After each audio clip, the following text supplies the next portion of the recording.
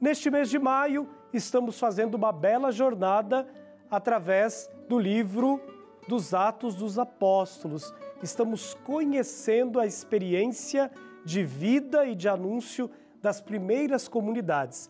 E quem está nos ajudando a fazer esta estrada é a nossa querida professora doutora Francisca Sirlena, que mais uma vez convidamos para estar aqui conosco.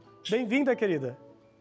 Muito obrigada, Padre Rodrigo, por essa oportunidade de lermos juntos, né, o livro do Atos. Está sendo muito bom, eu acho que as comunidades estão gostando.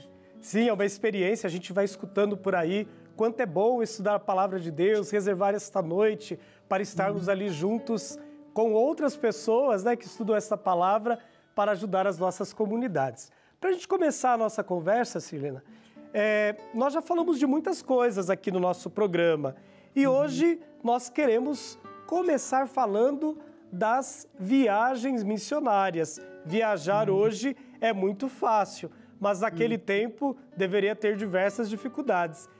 Você poderia falar um pouquinho dessas primeiras experiências aí feitas por Barnabé e Saulo? Sim, agora a gente vai falar um pouco do capítulo 13, né, para frente, onde aparecem então as viagens missionárias. E, como o senhor disse, é verdade, né? Naquela época não tinha uma viagem rápida de avião como a gente faz hoje, né? Então, eles andavam muito a pé, né? A pé, a cavalo, pelas estradas romanas, que dizem os historiadores que eram estradas boas, né? Que já havia um certo desenvolvimento ali. E também eles usavam barcos, né, navios, e tem até uma das viagens de Paulo que ele passa por um naufrágio na ilha de Malta. Então, eram assim, né, as viagens mais a pé, para os lugares mais pertos, e, enfim, usando os animais, claro, ou às vezes em caravanas, né, grandes caravanas de comerciantes, e era assim que eles se deslocavam, né, de um lugar para outro. Falar de viagens missionárias é falar dos feitos destes missionários. E aí nós temos dois missionários que aparecem neste livro, que é Barnabé e Paulo. E o que você pode trazer para a gente da ação missionária destes dois homens?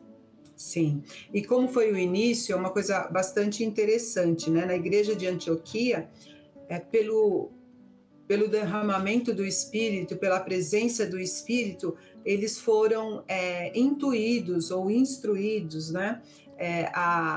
Os líderes, então, das igrejas primitivas, a enviarem Barnabé e Paulo para uma obra missionária, está lá no capítulo 11. E então, após jejum, após oração, eles vão e são enviados, né, pelos irmãos, começando assim sua viagem missionária. E eu acho interessante essa questão da oração para o envio, e que a gente utiliza, né, hoje, na atualidade, quando vai sair um grupo para a missão, e aí tem o envio, enfim. Veja como eu estou querendo mostrar o quanto o livro dos Atos dos Apóstolos pode nos ajudar na evangelização, né, do hoje, do agora, porque tem um método ali. Então, eles foram então para Antioquia da Síria, eles foram para a ilha de Chipre, na Ásia Menor, em Antioquia da Psídia, em Derbe, enfim, eles passaram por muitas cidades. E Paulo e Barnabé depois se separam, né? Eles se separam por conflitos, desentendimentos internos, mas não interrompe de forma nenhuma a expansão, né, do cristianismo, a propagação do evangelho continua.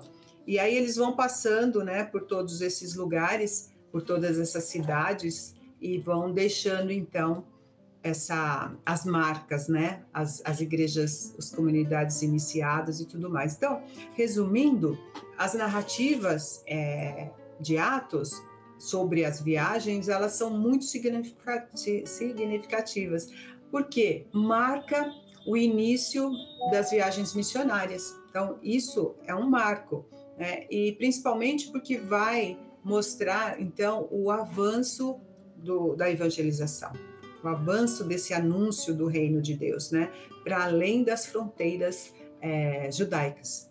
Então, aí a gente começa, daqui a pouco a gente passa para um outro capítulo que vai ver, então, essa fronteira se expandir, né, bastante. Então, a recepção e a rejeição da mensagem que causa, às vezes, um pouco de polarização, mas que faz parte, né, da evangelização e daquele início. Então, Paulo e Barnabé, eles realizaram várias expedições, né, várias viagens missionárias, que foram marcados, então, por pregação do evangelho, fundação das igrejas e o fortalecimento, né, dos fiéis cristãos. Então, claro, nem tudo foram flores, a gente sabe, né? Mas também nem tudo foi espinho, né? Porque eles presenciaram muitas pessoas se convertendo ao cristianismo. E isso era maravilhoso, né? O resultado da missão deles. Então, Paulo, ele não pregava apenas preocupado na pregação em si, mas ele queria formar discípulos. Isso, eu acho que é um exemplo para nós, né? De formar discípulos missionários. Então, ele se preocupava nessa questão para poder estabelecer mais e mais comunidades, né, da fé. Então, a formação de discípulos, o fortalecimento das igrejas locais, são vistos como elementos essenciais da obra missionária de Paulo, Barnabé, né, Silas e tantos outros. Silene, é muito interessante essa sua chave de leitura. Paulo desejava formar discípulos. Discípulos são seres humanos, né? À medida que avança a pregação, começam a surgir também aqueles pequenos problemas que vão nos ajudando a crescer na prática e na vivência da vida comunitária. Por que aparece num dado momento o Concílio de Jerusalém? Opa, isso é importante, né? E é importante a gente perceber que o concílio foi preservado, né, até hoje. Então, assim, o Concílio de Jerusalém a gente pode encontrar no capítulo 15, né, do versículo 5 ao 21, e foi um concílio necessário, obviamente, todos os concílios são feitos porque existem questões, né, a serem discutidas, e ali, no primeiro século, né, houve essa reunião importante da igreja primitiva, né, por volta de 49 a 50 depois de Cristo. Então, veja, é bem próximo, né? Está ali muito perto mesmo das primeiras cartas de Paulo. Então, o que eles queriam? Eles queriam discutir a questão da circuncisão e da inclusão dos gentios na fé. Por quê? Como a gente sabe, no início, Pedro só aceitava que a evangelização fosse feita aos judeus, né? Só que com o andar da carruagem, isso vai mudar, porque Jesus chama Paulo para fazer a evangelização dos gentios. Então, existia também um grupo que eles chamavam de judaizantes, que eram, então, os judeus que se converteram ao cristianismo, mas eles não queriam se desapegar das leis mosaicas. Então, a circuncisão, eles achavam que todo o cristão tinha que ser circuncidados. Então, esse concílio serve para isso, né? Eles discutem essa questão e aí decide-se que os gentios não precisam, né, os gentios convertidos ao cristianismo, eles não precisam ser circuncidados para se tornarem cristãos. Não há essa exigência, não existe essa lei, Jesus não deixou isso prescrito, né? E com isso vai estabelecendo, então, a liberdade do cristão, mas, sobretudo, a universalidade do evangelho. Isso vai fazendo o evangelho crescer cada vez mais para todas as pessoas, porque nesse Concílio de Jerusalém foi aceito que poderia, né, avançar a evangelização aos gentios. Então, vai além das fronteiras judaicas e independente da sua etnia, porque o judaísmo tem essa forte ligação com a questão da etnia também, né? Então, é um pouco isso, o porquê foi, então, aconteceu, né, o primeiro concílio em Jerusalém. Silene, ainda o livro de Lucas, ele reserva uma parte significativa para falar do apóstolo Paulo. E por que disto? Então, a gente vê um livro, né, com 28 capítulos, e daí a gente pensa, né, quanta coisa, quanta narrativa, quantos episódios. E se a gente pensar nas viagens de Paulo, o itinerário que ele tem é um itinerário geográfico, né?